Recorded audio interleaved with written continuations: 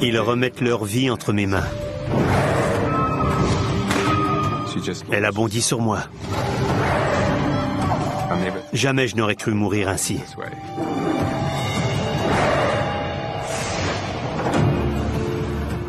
Patrick était tout pour moi. Son corps pourrait ne pas supporter tant de venin. C'était peut-être la fin pour moi. Jamais je n'avais entendu mon courageux Marine pleurer comme ce jour-là.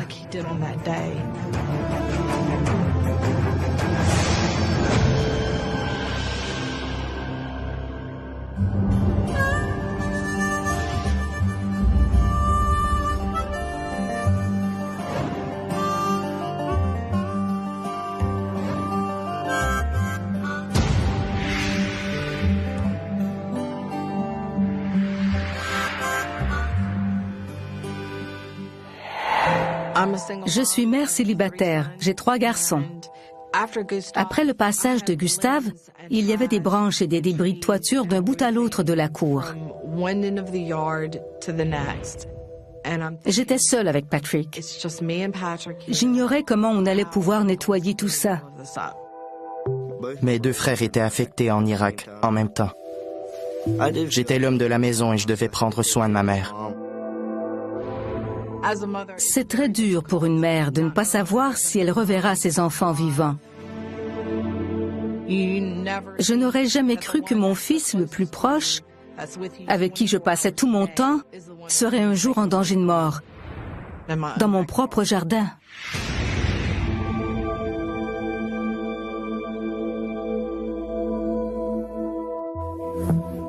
Je suis très proche de ma mère. Patrick s'est tout de suite attelé à la tâche après l'ouragan. Je ne m'en serais jamais sortie sans lui.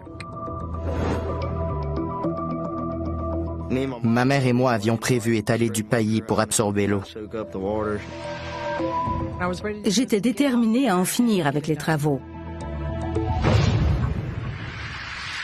Je n'ai jamais pensé que les choses pourraient mal tourner.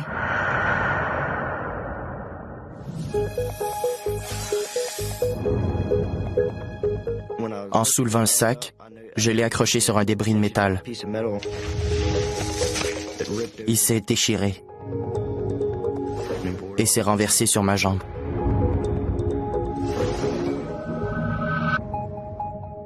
Je croyais avoir la jambe recouverte de paillis.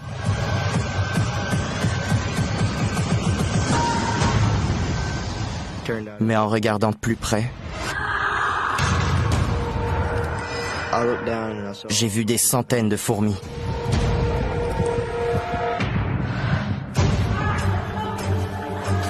J'ai su que c'était des fourmis de feu, parce que j'avais une sensation de brûlure sur toute la jambe.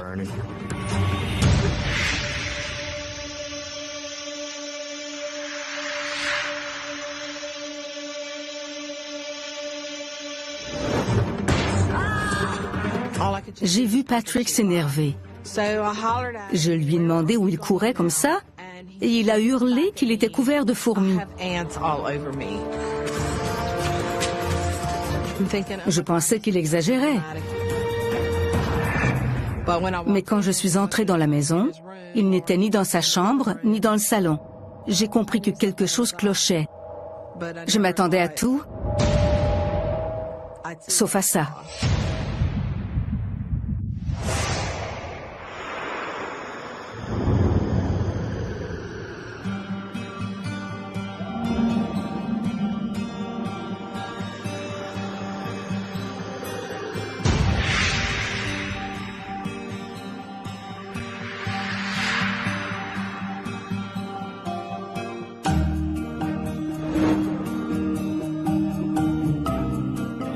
Il faut être passionné. C'est tout ce qui compte quand on travaille à Kruger, la passion. Ce n'est pas un travail comme les autres. J'ai à cœur ce que je fais. Mais le danger est omniprésent. Tout peut arriver.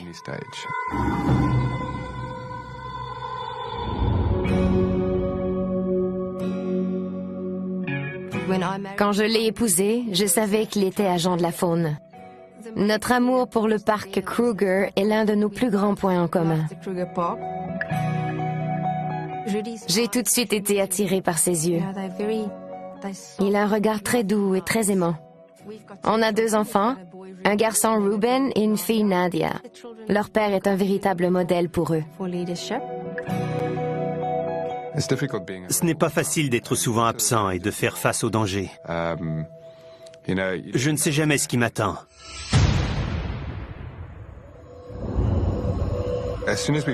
Dès qu'on entre dans le parc, particulièrement dans le secteur où on est allé ce jour-là, on peut tomber sur un éléphant, un rhinocéros, un buffle ou un lion. C'est une zone très fréquentée.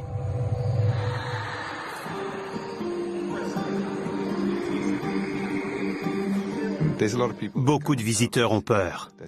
Ils remettent leur vie entre mes mains. Ils me font entièrement confiance.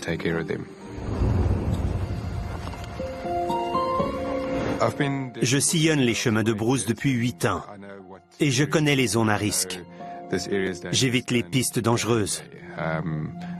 Je connais bien les animaux dont il faut se méfier.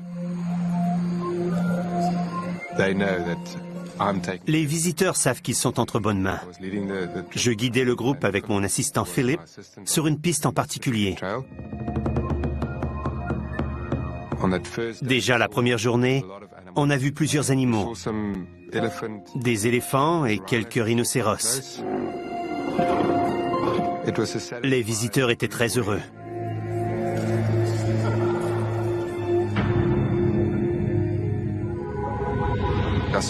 J'ai vu un vautour descendre du ciel. Habituellement, c'est signe qu'il y a des lions ou une carcasse dans les parages. Le genre de choses qui intéressent les visiteurs. Philip m'a arrêté.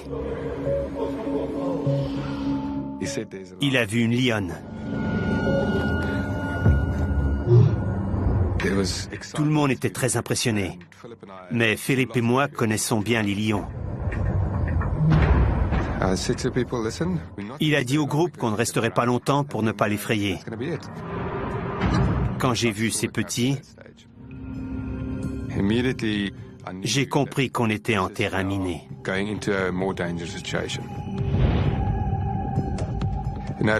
Les lions, particulièrement les lionnes, sont très protecteurs. Surtout si on s'aventure trop près. C'est alors que la lionne s'est retournée vers nous.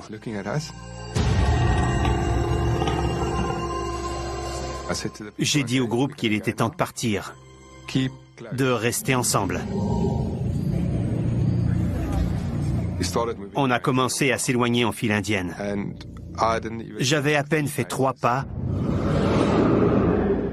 La lionne a poussé un rugissement monstrueux.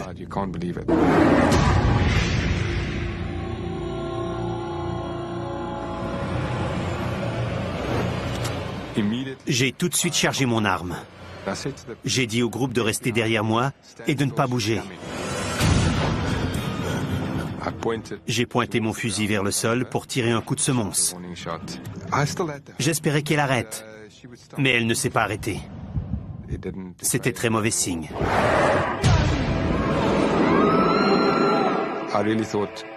J'ai rechargé mon arme, mais je lui ai laissé le bénéfice du doute.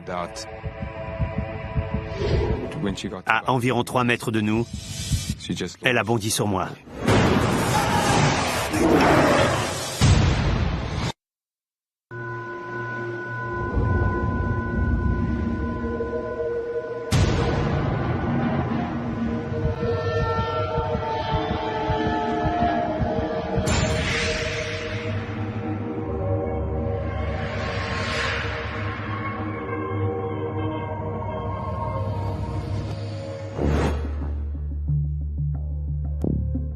J'ai couru à la salle de bain.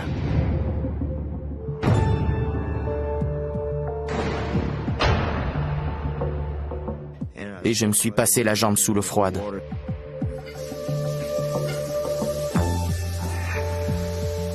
Ça brûlait et ça piquait. Je n'avais jamais ressenti une telle douleur. J'avais au moins 300 piqûres sur la jambe. Quand je suis entrée, il était assis dans la salle de bain. Il était penché au-dessus du bain et il y avait des centaines de piqûres qui enflaient rapidement. Il m'a dit qu'il ne se sentait pas très bien. Les piqûres enflaient à une vitesse fulgurante. Ma jambe était couverte de piqûres et enflait à vue d'œil. Puis cela n'a fait qu'empirer. Je me suis mis à avoir très mal au ventre. Et j'avais du mal à respirer. Il n'avait pas l'air bien du tout. Il avait les yeux tout vitreux. Cela ne me disait rien qui vaille.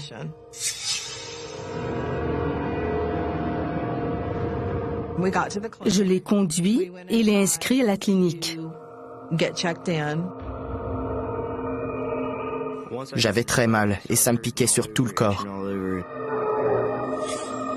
Il était plutôt calme. J'avais un mauvais pressentiment.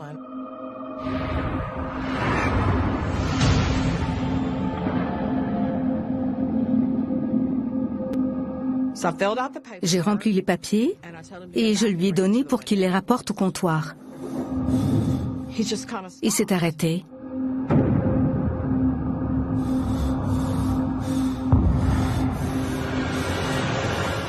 Il m'a regardé avec un regard livide. On aurait dit qu'il n'était plus là.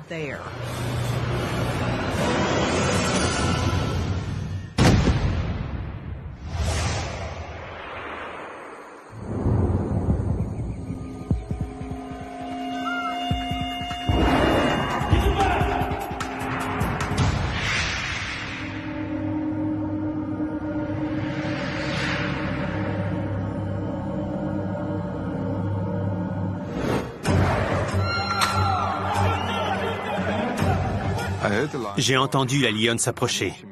Elle n'entendait pas à rire. J'ai balayé les alentours du regard pour la repérer.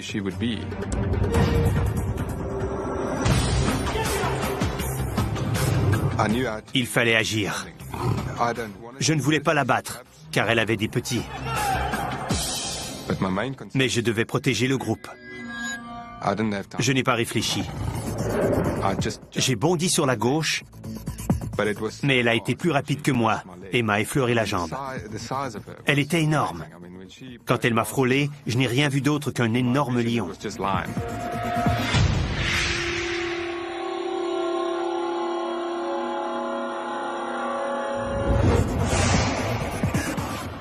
Le groupe était à découvert. J'ai pointé mon arme sur la lionne, prêt à faire feu.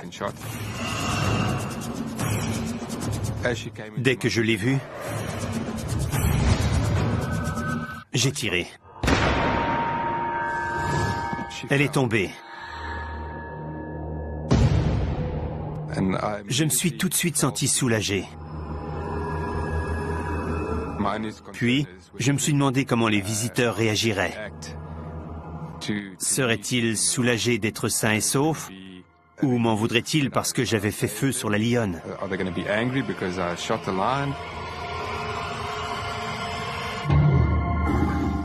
La lionne s'est relevée. Je n'en croyais pas mes yeux.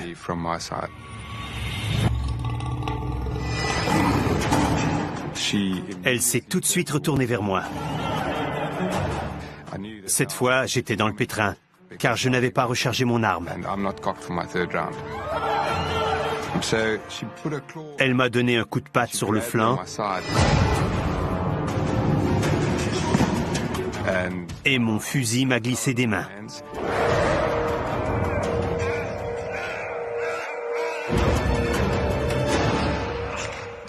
Cette fois, j'étais cuit.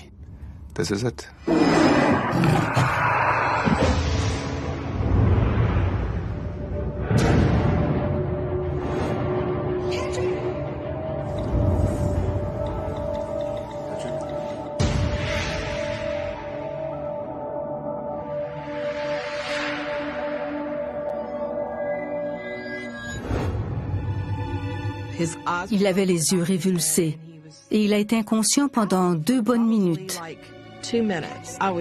J'essayais de le ramener à lui en le secouant quand les infirmières ont accouru. Quelque chose ne tournait pas rond.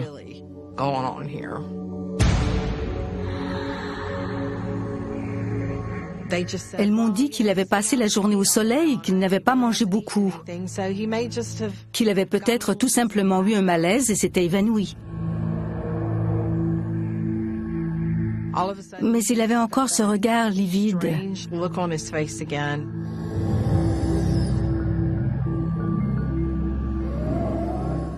Comme s'il allait de nouveau perdre connaissance. Mais avant même que j'ouvre la bouche,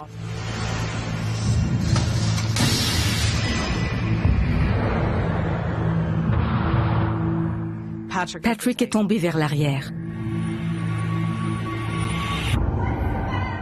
J'ai paniqué. J'ai crié et l'infirmière est revenue en courant. Son état ne faisait qu'empirer. Quand il a repris connaissance, il était très désorienté. Il avait du mal à respirer et à avaler. Quand le médecin a contrôlé sa pression sanguine, j'ai vu à son regard que ça n'allait pas du tout. Sa pression était au plus bas.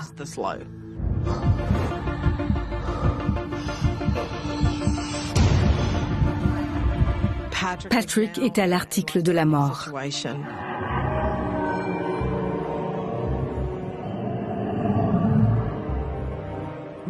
Avant même son transport en ambulance, il souffrait d'insuffisance respiratoire. Ils nous ont fait monter dans l'ambulance.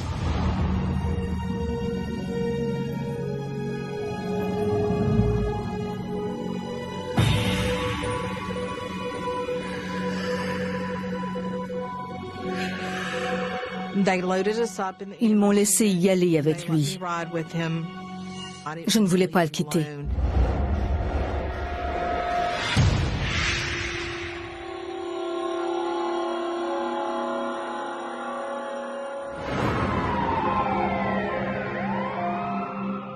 J'avais l'impression de vivre un cauchemar qui ne finirait jamais.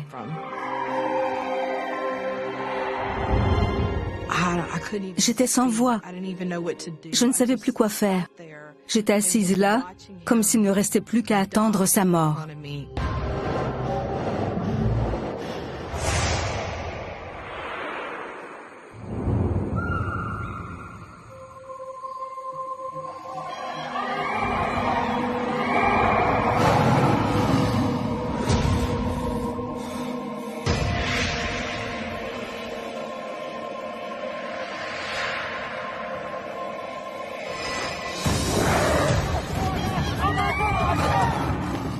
La lionne m'a agrippé en poussant un terrible grognement.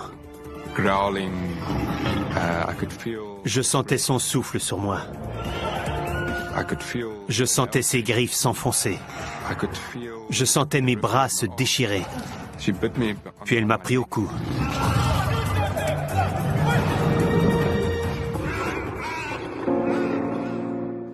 Cette fois, j'étais cuit. J'étais bien trop jeune pour mourir. Je n'avais que 34 ans. Ce ne pouvait être ma dernière expédition. Je n'arrivais pas à croire ce qui était en train d'arriver. Je n'avais jamais pensé mourir ainsi. Je pensais à ceux que j'allais abandonner. Lynn Murray se retrouverait seule avec les enfants. Je pensais ne jamais les revoir. La brousse était toute ma vie. Au moins je mourrais dans la brousse, en faisant ce que j'aime. Mais ce n'était pas moins lugubre pour autant.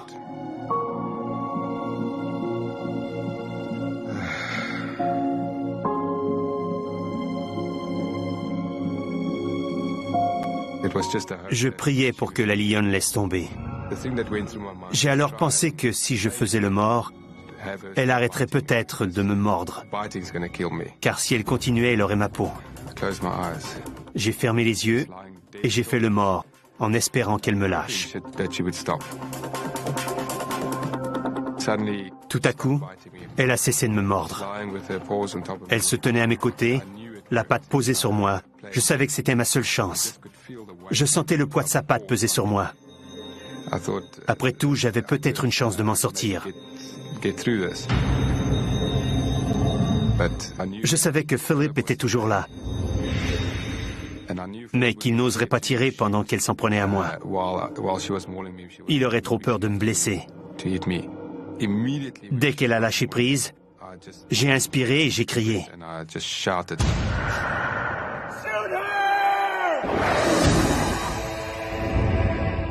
Je venais de commettre une grave erreur. La lionne a compris que j'étais toujours en vie.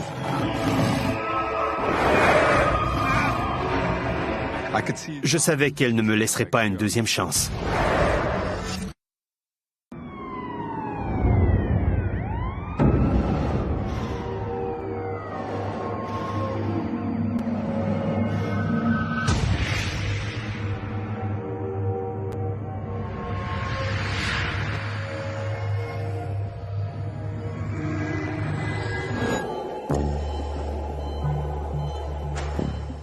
Je n'arrivais pas à croire que tout ait basculé ainsi. On ne faisait qu'entretenir la cour.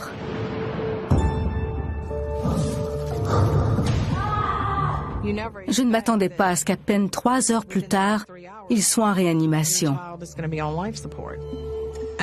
Je me sentais affreusement coupable. Je me sentais responsable, car tout ça ne serait pas arrivé si je n'avais pas insisté pour qu'il m'aide.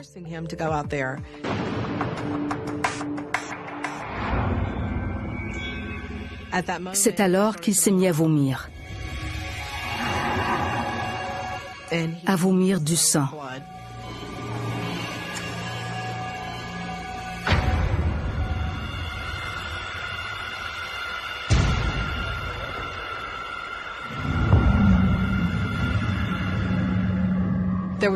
C'était la cohue dans la pièce. Je n'arrivais pas à me ressaisir et à garder mon sang-froid. On m'a alors demandé de sortir. Je me sentais si impuissante.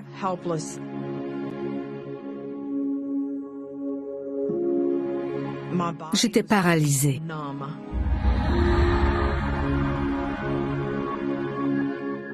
Pour la toute première fois, j'ai senti qu'un mur me séparait de Patrick.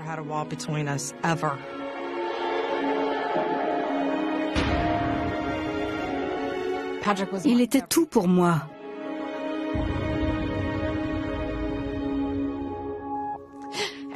Je ne supportais pas qu'on me prenne mon fils.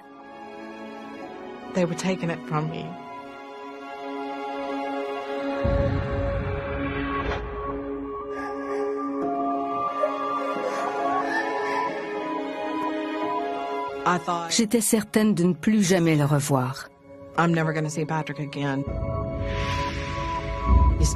Qu'il ne m'appellerait plus jamais maman.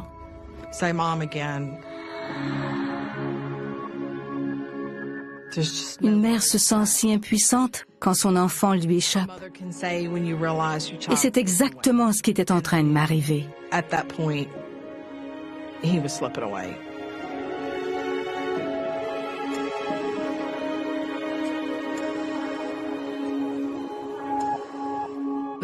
Le médecin m'a dit qu'il devait me parler. Il m'a expliqué que son corps pourrait ne pas supporter tant de venin et que son cœur risquait de lâcher. Il m'a annoncé qu'on avait déjà dû le réanimer 2 fois suite à des insuffisances cardiaques.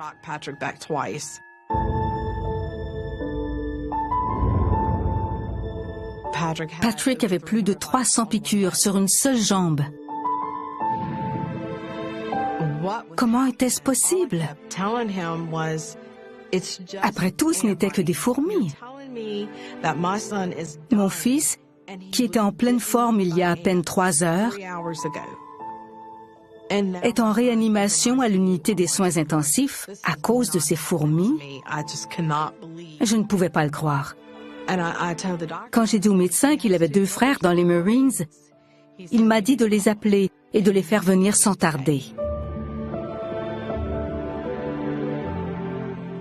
Je suis mère de 2 Marines.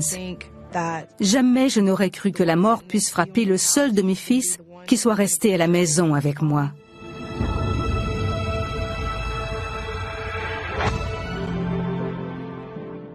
J'ai tout de suite appelé son frère Lance. Dès que j'ai entendu sa voix, j'ai fondu en larmes. Il a tout de suite compris et m'a demandé ce qui était arrivé à Patrick. Je lui ai répondu qu'on ne savait pas s'il passerait la nuit. Jamais je n'avais entendu mon courageux Marine pleurer comme ce jour-là. Et son frère allait sans doute mourir avant même qu'il arrive.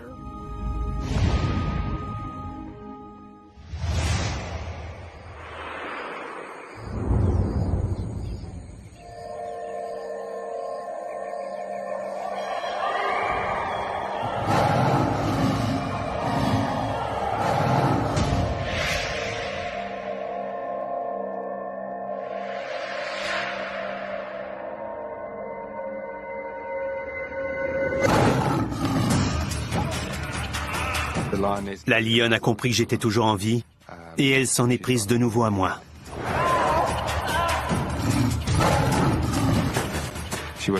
Elle tentait sans doute de m'entraîner quelque part pour m'achever.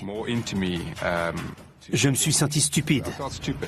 J'ai regretté d'avoir crié et sans doute provoqué ma propre mort.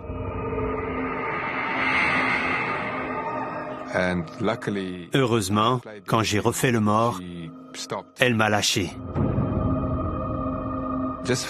J'ai senti son poids se soulever. Et je l'ai vu s'éloigner. J'ai alors compris qu'elle avait été touchée par mon coup de feu, car elle est partie en boitant.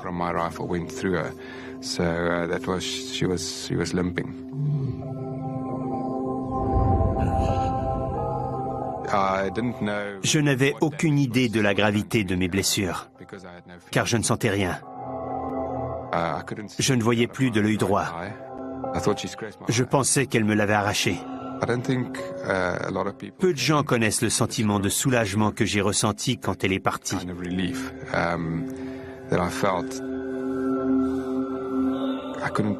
Je n'arrivais pas à croire que j'étais en vie.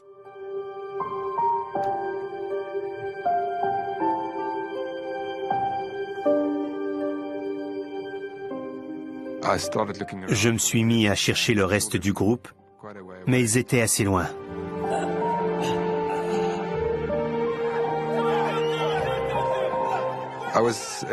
J'ai eu beaucoup de chance qu'il y ait un médecin parmi eux. Mon pantalon et mes jambes étaient couverts de sang.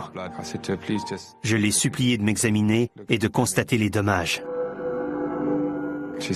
Elle a lavé mes plaies avec de l'eau et a commencé à panser mes blessures.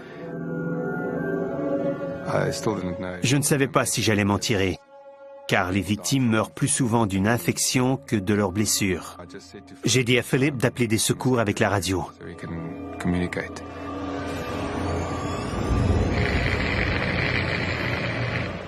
Mais impossible de joindre qui que ce soit. Seulement de l'interférence. Aucune aide possible.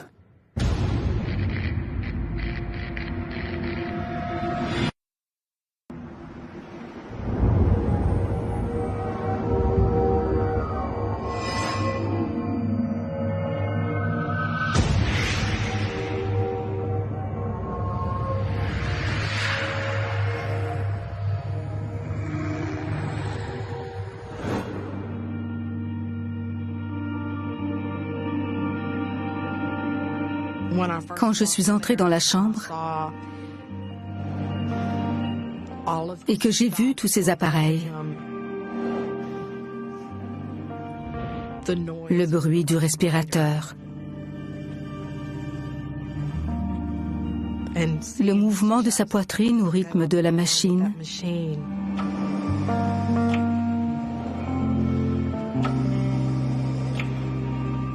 Je suis restée figée sur place. J'étais incapable de passer le pas de la porte pour aller le voir. Puis, c'est comme si quelqu'un m'avait poussé à l'intérieur en disant « Il a besoin de toi ». Je suis restée à ses côtés. Je lui ai dit que j'avais besoin de lui. Son heure n'était pas encore venue et il devait rester. Rien n'allait plus sans lui. J'avais l'impression que la Terre s'était arrêtée de tourner et j'avais besoin de lui pour la remettre en marche.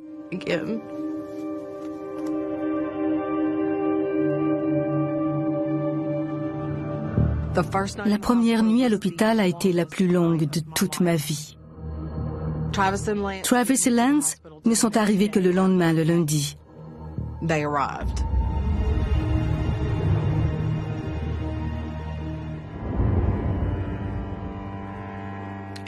C'était la meilleure nouvelle en 2 jours.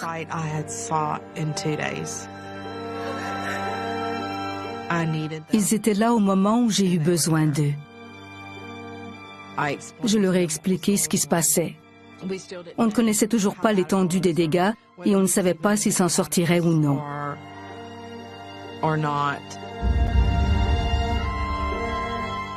Ils sont restés très calmes. Ils m'ont dit que tout irait bien, que c'était un battant, comme ses frères, et qu'il s'en sortirait. Mais quand ils sont entrés et qu'ils l'ont vu,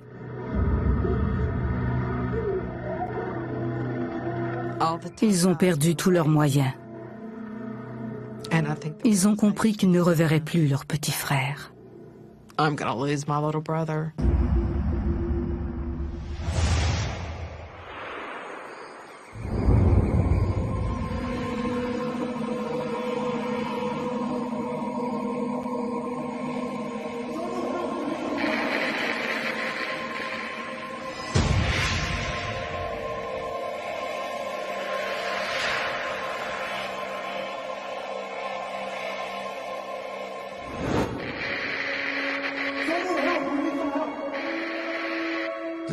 C'était très frustrant de ne joindre personne avec la radio. Il fallait me sortir de là. Il fallait amener le groupe en lieu sûr, retourner au véhicule et me conduire à l'hôpital. Mais on était au milieu de nulle part. Il fallait partir de là au plus vite. J'ai rappelé au groupe qu'on était toujours en danger et qu'il ne fallait pas s'éloigner. Il fallait accélérer le pas pour regagner la civilisation. Je devais rester attentif aux animaux qui représentaient un danger, car je n'avais plus de munitions dans mon arme. On était à 5 km du véhicule. Les visiteurs étaient très inquiets et sans doute nerveux après ma mésaventure. J'ai essayé de les rassurer de mon mieux.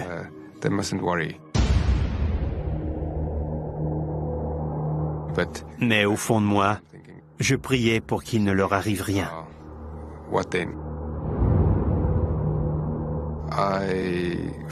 Je me sentais impuissant, car j'étais responsable du groupe. Mais je ne pouvais rien pour eux. Je ne pouvais plus faire feu ni les protéger. C'était frustrant. Très frustrant. J'essayais d'appeler des secours toutes les 10 secondes. Mais en vain. J'avais le bras très endolori. Je n'avais plus aucune force. Il fallait que je m'assoie.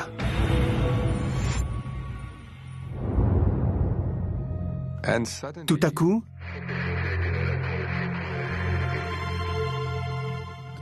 quelqu'un a répondu à l'appel radio. Philip lui a expliqué la situation et a demandé qu'on nous envoie un hélicoptère. L'hélicoptère est en route.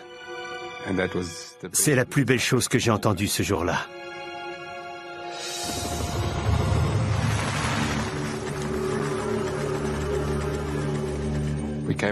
L'hélicoptère s'est posé directement sur l'aire d'atterrissage de l'hôpital.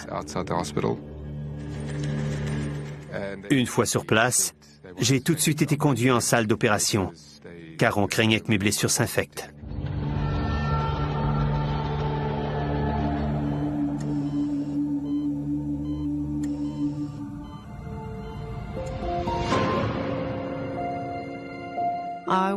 J'étais en réunion. J'assistais à une présentation et je me suis mise à recevoir des appels sur mon téléphone cellulaire.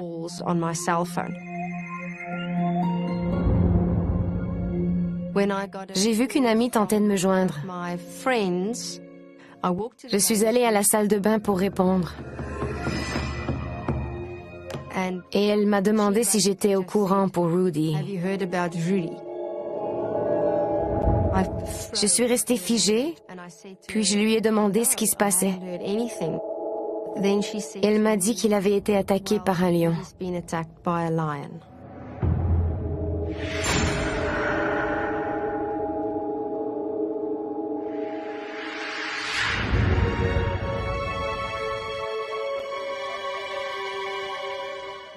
Le temps que j'arrive à l'hôpital, Rudy était déjà sur la table d'opération.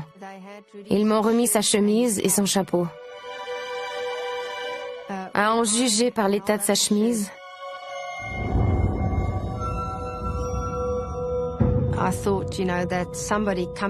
elle était toute déchirée et maculée de sang.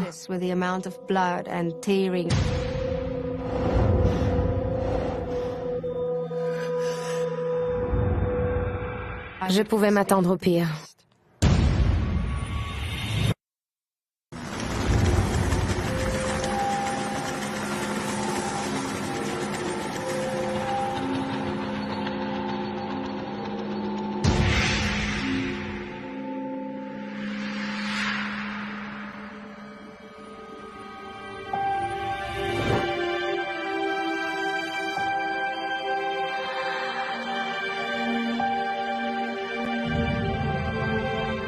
Dès que je l'ai vu, j'ai été vraiment soulagée.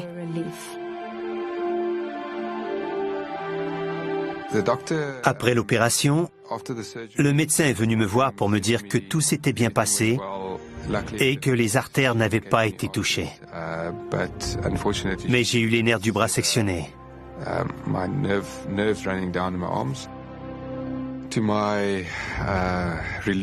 J'ai eu de la chance de m'en sortir. Après avoir passé une batterie de tests à l'œil droit, on m'a confirmé qu'il était intact. Je n'arrive toujours pas à croire qu'il n'ait pas été endommagé.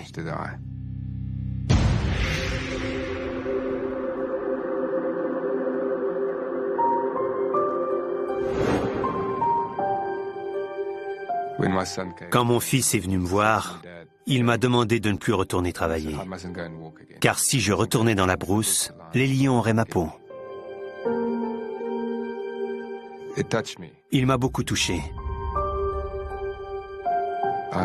Je voulais être là pour le voir grandir.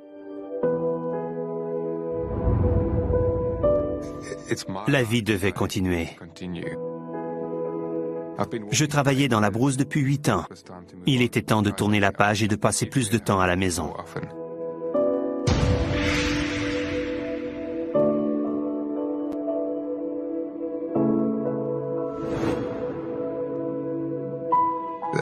J'ai encore des choses à accomplir sur Terre.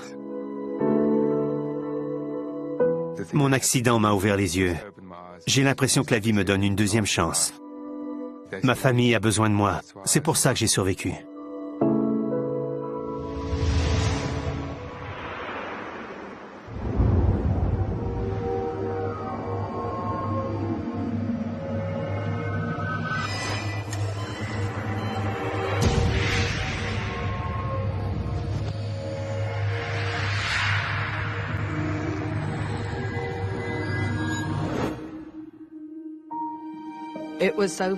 Ce fut une dure épreuve pour ses frères de le voir dans cet état, étendu sur un lit, sans ne rien pouvoir faire pour lui.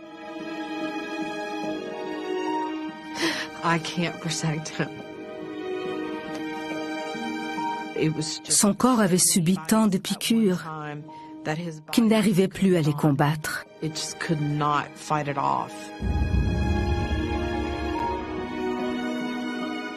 Il s'était battu toute sa vie et ce n'était pas fini. Il n'était pas question d'abandonner.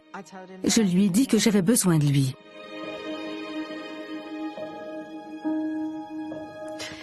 Et je crois qu'il m'a entendu.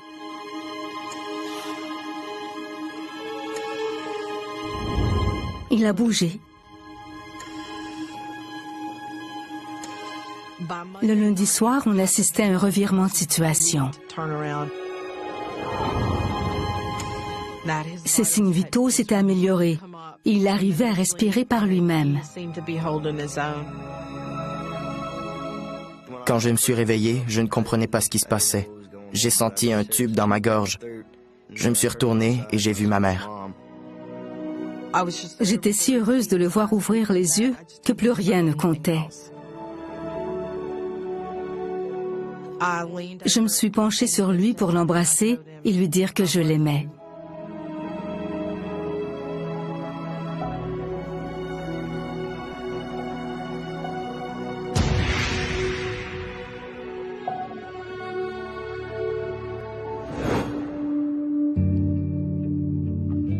C'était très touchant de voir sa réaction quand il nous a vus à son chevet et qu'il s'est mis à pleurer. J'étais très heureux de voir mes frères à l'hôpital, car c'était la première fois qu'on était réunis tous les trois depuis au moins 1 an et demi. Mes 3 fils sont toute ma vie. Ils sont tout pour moi. Ils sont ce que j'ai de plus cher. Ma mère est restée à mes côtés à l'hôpital pendant 2 jours, sans même rentrer à la maison. Je l'aimerai toujours, et elle aussi. Et on sera toujours là, l'un pour l'autre. C'est rassurant de savoir qu'elle sera toujours là pour moi.